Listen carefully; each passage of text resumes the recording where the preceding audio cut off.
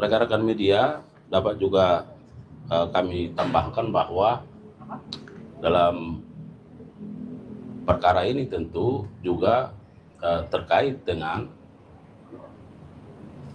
bagaimana responsifnya institusi kejaksaan menyikapi katakanlah terkait dengan tata niaga atau tata kelola gas, ya, seperti contohnya yang sekarang sedang dirasakan oleh masyarakat, adanya kelangkaan gas LPG, ya. Nah, itu juga menjadi perhatian dari penyidik karena juga terkait dengan subholding atau terkait dengan tata kelola, ya, di dalam perkara ini. Oleh karenanya kami juga tambahkan bahwa penyidik hingga saat ini sudah mengumpulkan setidaknya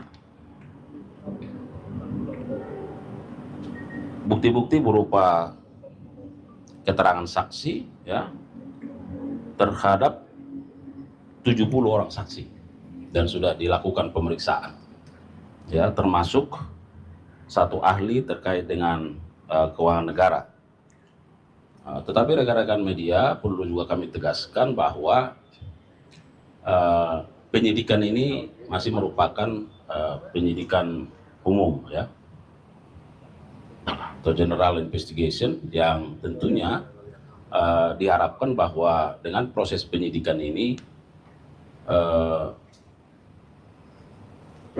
akan menjadi terang dari tindak pidana yang sedang disidik sesuai dengan aturan yang ada dan menemukan tersangkanya, ya.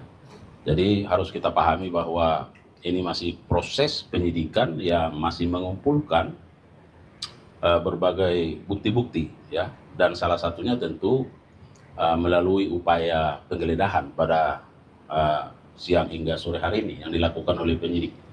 Tentu semua itu adalah dalam rangka bagaimana tindakan ini membuat terang tindak pidana ini dan menemukan tersangka atau pelakunya. Saya kira itu rekan-rekan media yang bisa kami sampaikan pada sore hari ini sesuai dengan pertanyaan yang disampaikan oleh media.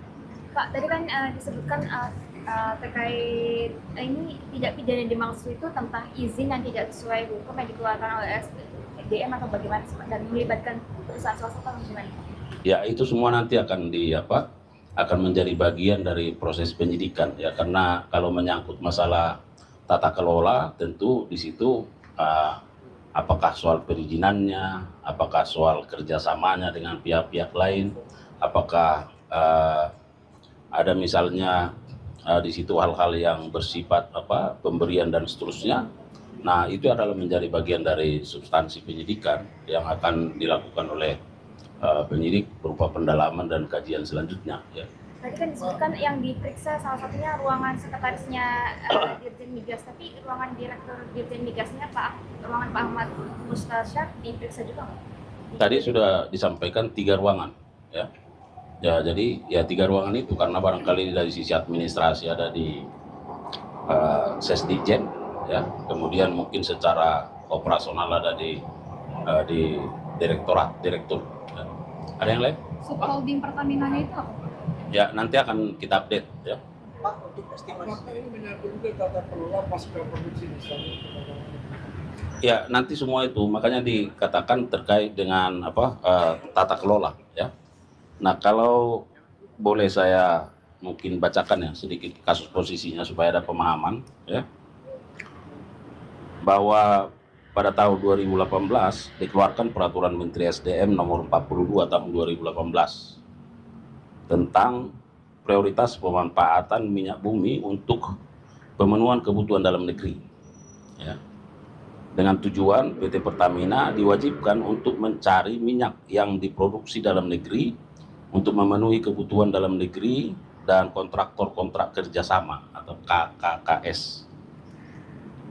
swasta diwajibkan untuk menawarkan minyak bagian KKKS swasta kepada PT Pertamina. Nah, itu tadi pertanyaannya ya.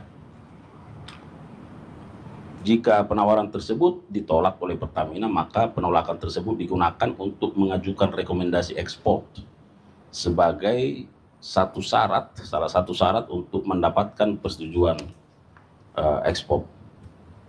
Bahwa dalam pelaksanaannya KKKS swasta dan Pertamina dalam hal ini ISC dan atau PT KPI berusaha untuk menghindari kesepakatan pada waktu penawaran yang dilakukan dengan berbagai cara. Nah, jadi mulai di situ nanti ada unsur perbuatan melawan hukumnya ya. Bahwa minyak mentah dan kondensat bagian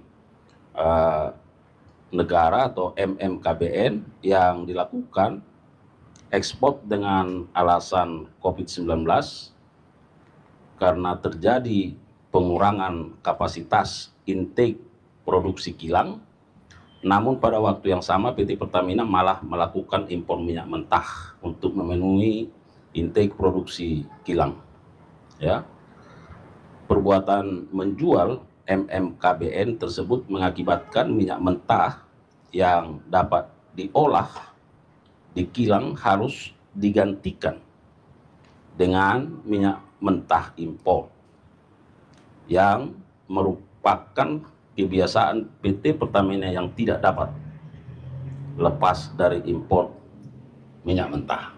Saya kira itu ya singkatnya. Nanti tentu akan dielaborasi selanjutnya dalam proses penyidikan karena ini masih penyidikan umum ya, dan penggeledahan ini merupakan salah satu langkah tindakan yang dilakukan oleh penyidik dalam rangka membuat terang tindak pidana itu.